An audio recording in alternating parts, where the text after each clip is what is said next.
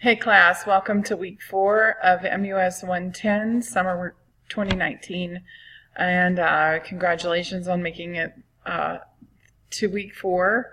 I know it's been a lot of work this past week. I just want to go over a few things going into week 4 because your workload is going to increase this week, the amount of reading, the number of Learn Smart activities, and also the required work. And so this video will not be long, but I just want to make you aware of a few things.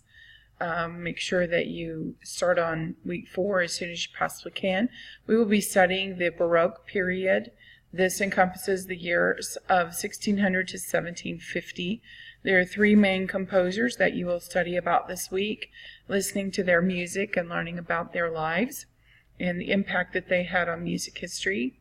I want you to watch this video, and then here is your reading for this week. And then you have numerous Learn Smart activities. Please do not panic about this because like last week there was one for Middle Ages and one for Renaissance.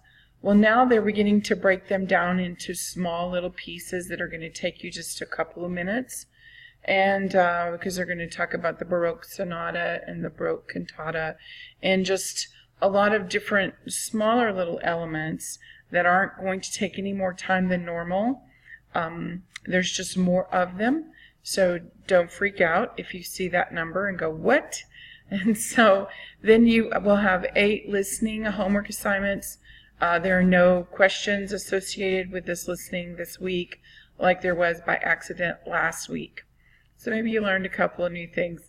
And then I've got an optional extra credit worth 50 points. That is a little extra review. It's mostly on listening for the music that you'll hear this week. It does not contain questions regarding the content of the reading. And just so you know, it's mostly a listening review. I think you only get 1 attempt on it. I'll double check on that. Then you have your quiz. It is 45 questions, and there are several listening questions on there. So pay attention. You might want to do this review just to get yourself in a better position for the quiz. And then you'll need to add your information on your Prezi timeline for the Baroque era. Remember, this is 25% of your whole grade for this semester. So while it's fresh on your mind, go ahead and add the information in to your timeline. Now, here's where I want to make sure that everybody understands. You do need to go to Google Classroom again, and there are 2 video assignments. The first one, you will watch Every Valley, and you will submit a paragraph on Google Classroom. Okay? I will have to read all of those after they're due, and then put a grade into Moodle from what you submit. If you don't submit this, then it'll go in as a 0 on your gradebook. Then the second one is Dido's Lament. This is a form that you submit on Moodle. So make sure you watch it on Google Classroom and submit your grade on Moodle. Each one of these is worth 100 points. And so here is the Dido's Lament observation forum. So go ahead and go into that.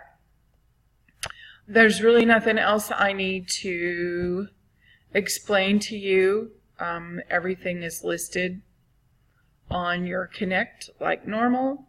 And so your quiz is open whenever you're ready to take it. Remember, you only get 1 attempt.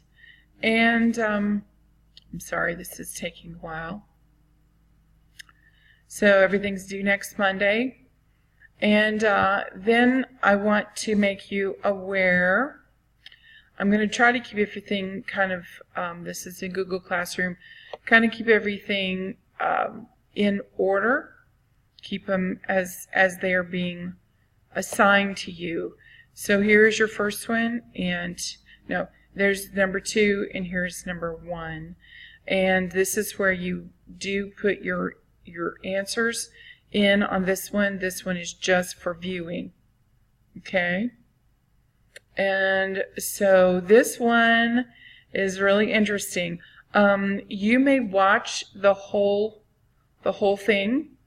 This is an actual live performance of this opera, and so she does commit suicide, and you'll see that. And so this is also listening on Connect, kind of like last week, as well as Every Valley is listening from Connect.